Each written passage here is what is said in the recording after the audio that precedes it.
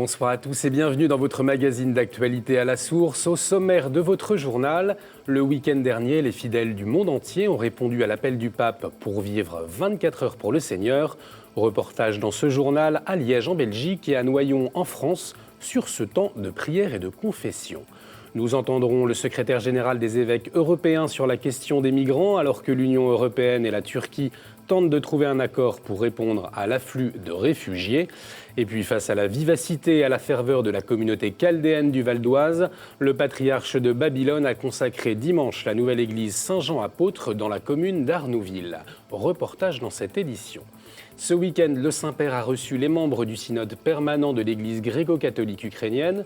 Ils ont réaffirmé leur communion et échangé sur les questionnements de la communauté ukrainienne. Nous reviendrons sur cette visite avec Monseigneur Goudziak, évêque de l'éparchie pour les Ukrainiens de rite byzantin de France, Benelux et Suisse. Monseigneur, bonsoir. Bonsoir, merci pour l'invitation. À tout à l'heure. Ces attaques brutales contre des missionnaires chrétiens de la part d'esprits mauvais ne décourageront pas notre intention de servir les pauvres et les malades. C'est la déclaration hier de la conférence épiscopale indienne et des missionnaires de la charité après le massacre au Yémen vendredi de 4 sœurs de la congrégation fondée par Mère Teresa. 12 autres personnes ont été tuées malgré les menaces. Les 4 religieuses avaient fait le choix de rester dans la ville d'Aden pour s'occuper de personnes handicapées. Pour le porte-parole de l'archevêché de Delhi que nous avons joint par téléphone, c'est l'acte de charité qui a été attaqué vendredi dernier. Of course, there was always a threat, but then nowhere Mother Teresa sisters ever came under attack. Mother Teresa becoming targets of attacks anywhere in the world. We know that Mother Teresa sisters, they always serve the poorest of the poor, the most destitute, the most vulnerable of the society. The very concept, the very idea of charity is being under attack. J'ajoute qu'on reste sans nouvelles du père Tom Usunalil, indien et prêtre salésien qui résidait au couvent des Sœurs. Il a été enlevé au cours de l'attaque. Les évêques européens de la Comessée s'inquiètent d'une crise de solidarité et de confiance de l'Europe. Ils étaient réunis en assemblée plénière juste avant le sommet extraordinaire sur les migrants entre l'Union européenne et la Turquie. Il se poursuit actuellement. Les dirigeants européens se donnent 10 jours pour conclure un accord avec la Turquie sur le sort des réfugiés. Depuis Bruxelles, les évêques ont tenu à réaffirmer l'importance du projet européen pour la paix dans le monde, comme nous le dit le père Dali, secrétaire général de la Comessée. L'Église est plutôt favorable à une politique européenne dans le domaine de la migration. Une Europe de partage, une Europe de solidarité, et une Europe surtout qui reste ouverte aux migrants, mais une politique aussi qui soit tout de même raisonnable et qui ne crée pas des problèmes sociaux dans l'Europe même. Le problème est si grand, le défi est devant nous tous. Il faut reconnaître que c'est un travail qu'il faut encore faire, de sensibiliser nos citoyens à leurs devoirs et de surtout vaincre sur leurs craintes. Et je crois que la voix de l'Église est très forte à cet égard. Le père Dali qui sera remplacé en juillet prochain par le père Poquillon, élu nouveau secrétaire général de la Comessée au cours de l'Assemblée. Le nombre de catholiques baptisés a augmenté de près de 15% dans le monde entre les années 2005 et 2014. C'est ce que révèle le rapport annuel du Bureau central des statistiques de l'Église publié par le Saint-Siège. Autre constat, l'Afrique est le continent où l'Église catholique est la plus vive, tandis que le nombre de prêtres et de religieux diminue en Europe. En revanche, le nombre des diacres permanents connaît un essor considérable de l'ordre de près de 34%. Le week-end dernier, les paroisses de nombreux diocèses à travers le monde ont répondu à l'appel du pape pour vivre 24 heures pour le Seigneur, un temps proposé aux fidèles pour prier et se confesser avec des églises ouvertes pendant une nuit et un jour. Le Saint-Père a ouvert cette 3e édition vendredi en fin d'après-midi par une célébration pénitentielle dans la basilique Saint-Pierre. Il a donné l'exemple en allant se confesser le premier. Une démarche suivie par des milliers de fidèles, comme ici en Belgique, au lendemain de cette grande nuit de prière, d'adoration dans la cathédrale de Liège. Le diocèse a proposé un parcours dans toute la ville pour redécouvrir la miséricorde de Dieu. Reportage. C'est par la porte de la Miséricorde de l'église Saint-Denis de Liège qu'est arrivé ce groupe d'une quarantaine de pèlerins. Venus de Hans, ils ont parcouru 6 km à pied pour vivre et redécouvrir la Miséricorde, un moment fraternel dans ce temps fort de l'année sainte. Me rapprocher de la Miséricorde, c'est avoir la certitude que Dieu m'attend. Et donc en me mettant en route avec d'autres, je marche vers le Christ qui m'attend. À l'occasion des 24 heures pour le Seigneur, le diocèse de Liège a organisé un parcours dans toute la ville à la découverte de la Miséricorde. 22 églises et collégiales ont ouvert leurs portes pour accueillir des animations autour de ce thème, comme cet atelier sur le sacrement de la réconciliation. On nous a parfois dit que c'était le sacrement où il fallait payer sa dette, régler ses comptes, mais Dieu ne règle pas des comptes. La bonne nouvelle que Jésus nous apprend, c'est ce visage d'un Dieu papa. Et un papa ne calcule pas son amour et donc ne fait pas payer son pardon. Il n'y a pas de dette à payer, il y a juste un amour à accueillir. C'est justement par une célébration de la réconciliation dans la cathédrale Saint-Paul que s'est achevée cette édition des 24 heures pour le Seigneur dans la ville de Liège. La miséricorde, elle passe toujours par un intermédiaire. La miséricorde de Dieu, elle s'incarne, elle se concrétise. Et je pense que le sacrement de la réconciliation, c'est par excellence cet intermédiaire. Quand un fidèle peut rencontrer le prêtre, quand il participe à une célébration communautaire de la réconciliation, mais chaque fois, sa souffrance, sa peine, son péché sont portés de manière communautaire et donc sont en quelque sorte pardonnés grâce à l'amitié qui est donnée, l'amitié de Dieu, l'amitié du prochain. Confession individuelle et écoute fraternelle, une démarche sacramentelle placée au cœur du jubilé de la Miséricorde, initiée par le pape François. En France, la cathédrale de Noyon a proposé de vivre les 24 heures pour le Seigneur en lumière. 3000 bougies ont été allumées dans la cathédrale. La beauté de la lumière, un moyen de porter les fidèles dans leurs prières. Reportage. «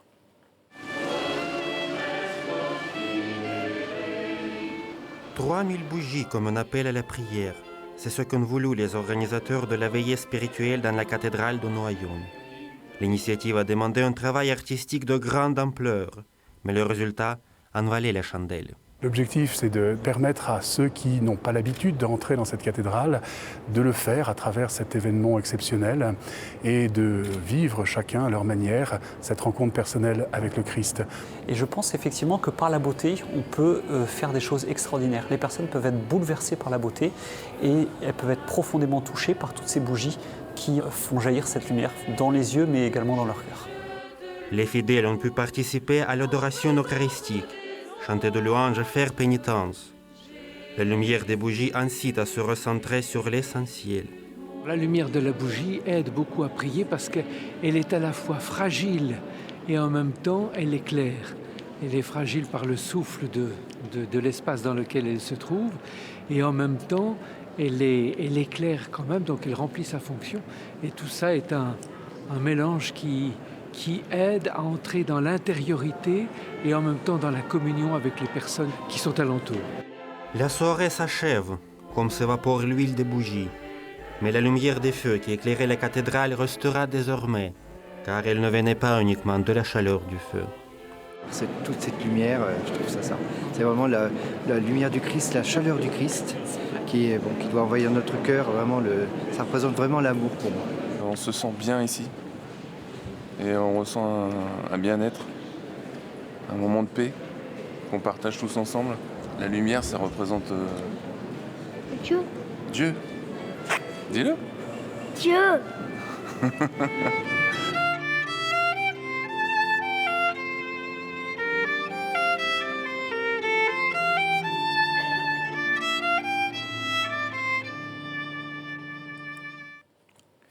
On vous parlait il y a 15 jours de l'exhumation du corps du père Marie-Eugène de l'Enfant Jésus, fondateur de l'Institut séculier Notre-Dame-de-Vie à Vénasque dans le diocèse d'Avignon.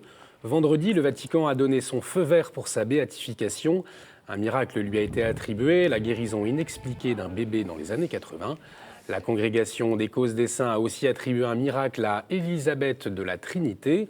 Entrée au Carmel de Dijon en 1901 à l'âge de 21 ans, la contemplative a été béatifiée en 1984 par Jean-Paul II. La reconnaissance d'un miracle attribué à son intercession ouvre donc la voie à sa canonisation.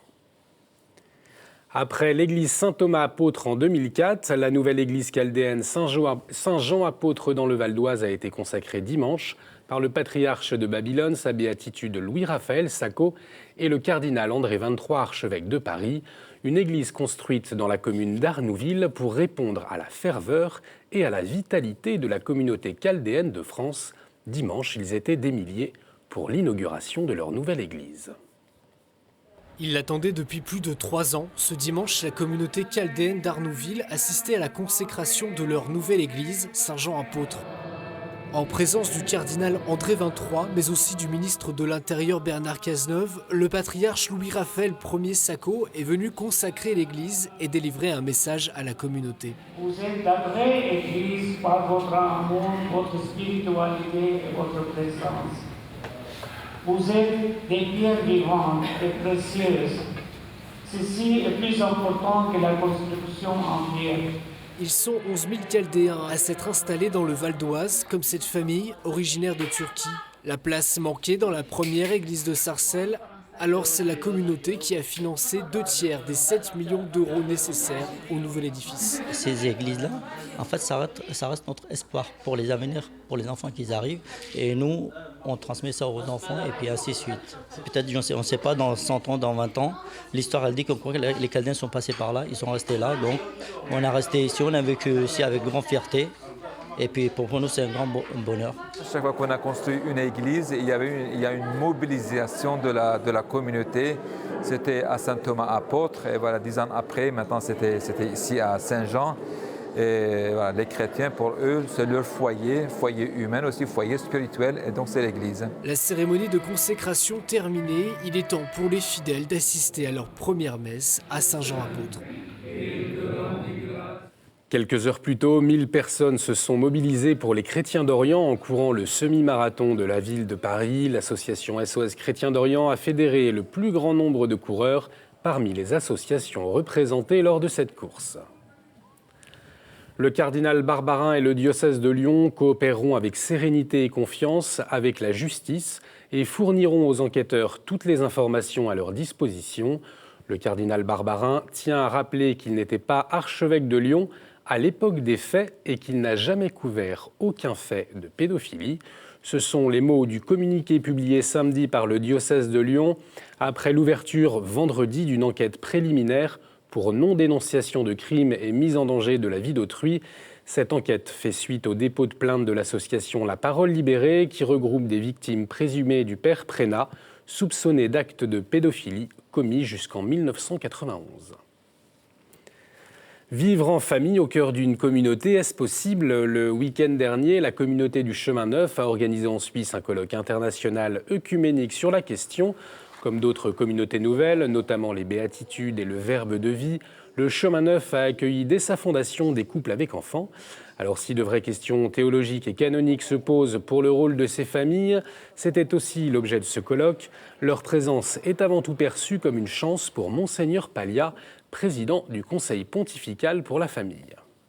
Nous pouvons aider le monde entier ou le peuple de la terre à être une famille de peuples si nous sommes capables de bâtir chez nous des familles qui puissent vivre ensemble en communauté. C'est une sorte d'utopie qui, comme une prophétie du futur du monde. C'est pour ça que nous sommes ensemble, pas seulement pour nous-mêmes, nous sommes ensemble pour le monde entier. Demain sortira en salle le film Lettre au Père Jacob du réalisateur Claude Sarraut. C'est l'histoire de Leïla qui sort de prison.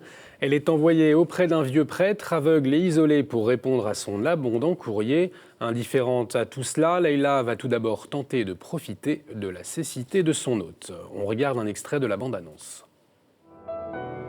Vous savez, je resterai pas longtemps, hein. On a pas mal de travail devant nous. En fait, le courrier n'a pas été lu depuis très longtemps. Ouais, d'accord. C'est la poste, il y a plein de courriers pour vous. Et le père Jacob? Qu'est-ce que vous lui avez fait?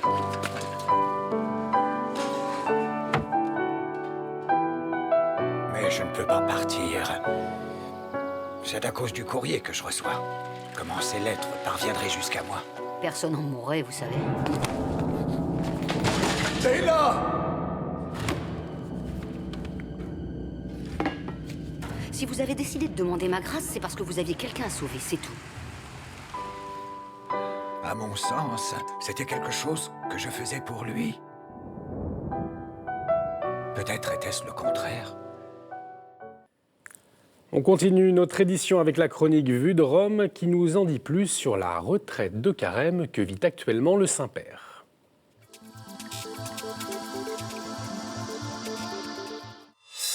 Bonjour, la semaine est particulièrement calme au Vatican. Le pape François n'est pas en voyage au bout du monde, mais il n'est pas ici non plus. Le cœur du gouvernement de l'Église, d'une certaine façon, est en effet pour 6 jours dans la petite ville d'Ariccia, à une trentaine de kilomètres de Rome, au bord du petit lac tranquille d'Albano, à Briccia-Abritz, au cœur de la forêt, la Casa del Divin Maestro, une maison religieuse qui accueille donc ces jours-ci le pape François et quelques 70 responsables de la curie romaine. Probablement vous souvenez-vous du fameux discours du pape devant la curie au cours duquel il avait mis en garde ses collaborateurs devant une quinzaine de maladies qui les guetteraient. Il avait particulièrement pointé le risque du dessèchement, assurant qu'un membre de la curie qui n'aurait pas un rapport personnel, authentique et solide avec le Christ au quotidien, eh bien deviendrait un simple bureaucrate. Alors, pour prévenir ce risque, depuis le début de son pontificat, le pape a souhaité rompre avec l'habitude d'une semaine de retraite annuelle organisée entre les murs du Vatican. Le pape, un jésuite, ne l'oublions jamais, avait souhaité favoriser l'isolement des cardinaux et évêques de la curie. Par le passé, en effet, chacun revenait chez soi à midi ou le soir et puis passait même au bureau. Le pape a souhaité que ses plus proches collaborateurs vivent donc pleinement leur retraite annuelle. Pour le reste, c'est une retraite ordinaire que vivent les chefs de dicastère de la curie. Après l'office des laudes et le petit déjeuner, une première méditation proposée par un théologien italien à partir de 10 questions tirées de l'Évangile. Et puis, ils célèbrent la messe. Après le déjeuner, deuxième méditation, un temps d'adoration et les vêpres avant le dîner. Alors, dans quelques jours, nombreux sont ceux qui tireront les bilans, comme chaque année, des 3 premières années de pontificat de François, élu un 13 mars 2013. Eh bien, s'il est une certitude, c'est que la vraie réforme du pape argentin est d'abord une réforme intérieure qui commence tout en haut de l'Église. Je vous dis à la semaine prochaine. Merci Antoine-Marie, à la semaine prochaine. Et puis comme chaque mardi, on retrouve notre chronique du monde. Cette semaine, partons au Canada où l'Église refuse de célébrer des sous-mariages. Explication avec Jasmin Lemieux-Lefebvre.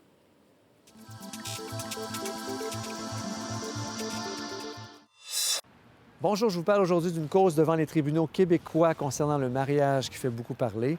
Alors, c'est ce baptiste chrétien qui a rencontré une femme catholique. Ils se sont mariés dans une église catholique et malheureusement, divorce s'en est suivi.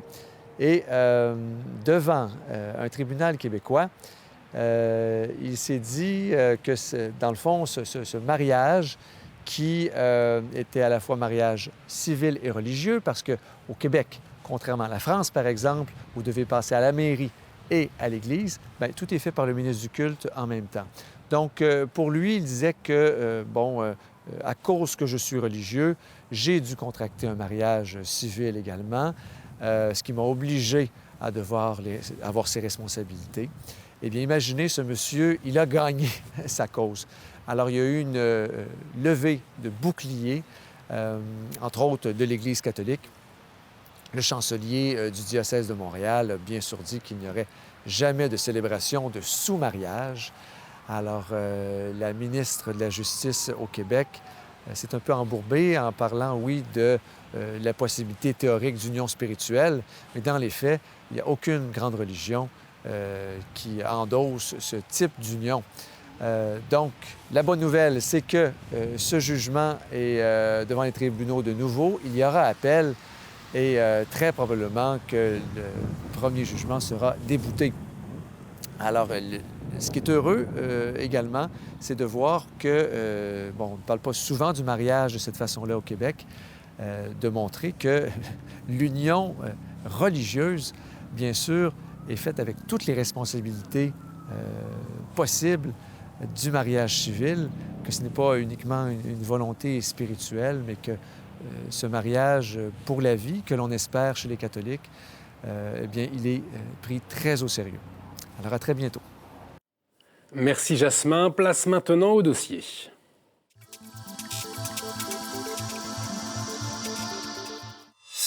Samedi, le Saint-Père a reçu les membres du synode permanent de l'Église gréco-catholique d'Ukraine, parmi eux Monseigneur Goudziak, évêque de l'éparchie pour les Ukrainiens de rite byzantin de France, du Benelux et de la Suisse. Monseigneur, nous sommes très heureux de vous recevoir. Alors avant de revenir sur cette visite avec le pape François, aujourd'hui pour les gréco-catholiques, c'est un anniversaire important puisque ce 8 mars, on fête le 70e anniversaire du pseudo-synode de Lviv. Alors de quoi s'agit-il ? Donc Staline voulait finir avec l'Église gréco-catholique et le régime, malheureusement avec la collaboration de l'Église orthodoxe, a convoqué une pseudo-synode.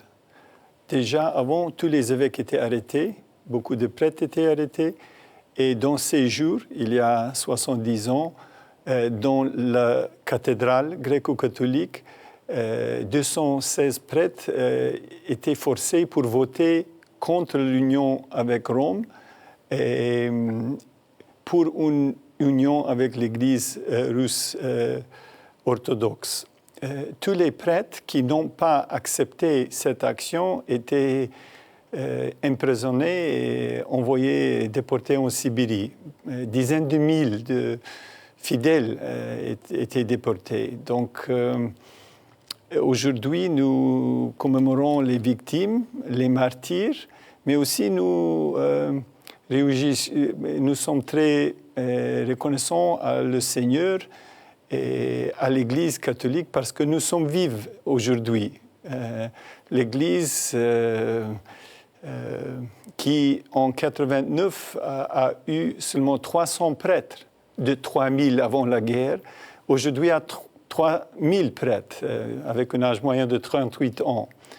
Et hier, avec l'initiative d'un théologien orthodoxe de Paris, le professeur Antoine Joukowski, un groupe de théologiens orthodoxes de Russie, Biélorussie, les États-Unis, la France, ont publié une déclaration demandant pardon aux gréco-catholiques pour cette participation dans la liquidation.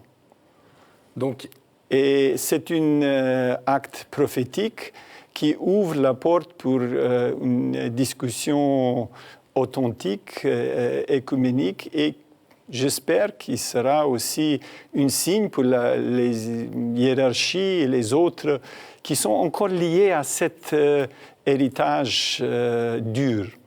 Alors justement, toutes ces questions, vous les avez abordées avec le Saint-Père samedi dernier. Le Saint-Père a dit qu'il vous avait entendu. Qu'est-ce que vous étiez venu lui dire ? Donc, dans le premier lieu, nous avons parlé de la guerre, de l'invasion d'Ukraine qui a touché directement 5 millions de personnes. La moitié sont réfugiés. Il y a 10 000 tués, dizaines de mille blessés. Il y a centaines de mille qui ont ce syndrome post-traumatique. Vous pouvez imaginer, l'Allemagne a accepté 1 million de réfugiés. L'Ukraine, qui a la moitié de la population, maintenant 40 000, a accepté 2 millions, qui a 45 millions de population, et l'Ukraine a accepté 2 millions de réfugiés. Et la population souffre et nous voulons présenter à son Père leurs conditions et demander la solidarité. En même temps, soulignons, réformons notre communion pleine avec l'Église universelle, cette communion qu'aucun pouvoir totalitariste pouvait briser. Alors, juste en quoi vous vous êtes senti entendu par le pape, justement, sur cette question-là ? Donc, le Saint-Père a indiqué qu'il voulait faire quelques actions pour l'aide caritative. Et il a aussi dit que le communisme, on ne peut pas faire à coût de quelques églises. Et nous avons senti la chaleur et le charisme de Pape François. Alors, vous avez également évoqué avec le Saint-Père la récente rencontre qu'il a eue avec le patriarche orthodoxe de Moscou, une déclaration conjointe qui avait suscité une préoccupation chez les gréco-catholiques d'Ukraine. Qu'en est-il aujourd'hui de cette préoccupation? Donc, nous sommes très heureux que le pape et le patriarche ont eu une rencontre. La rencontre est historique. Et il est très important de développer tous les moyens pour le dialogue œcuménique. En même temps, il est important que la vérité soit claire.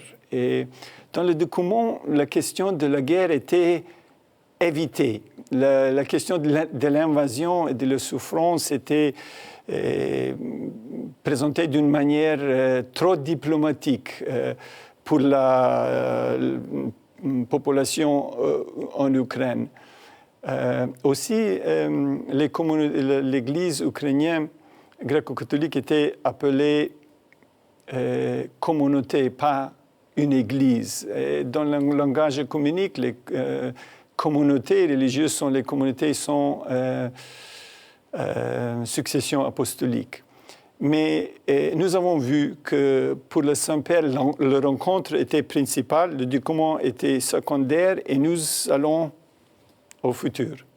Merci beaucoup, Monseigneur, d'avoir accepté notre invitation. Merci à vous de nous avoir suivis. Vous pouvez bien entendu revoir cette émission sur notre site www.ktotv.com. On se retrouve jeudi. Excellente soirée sur KTO.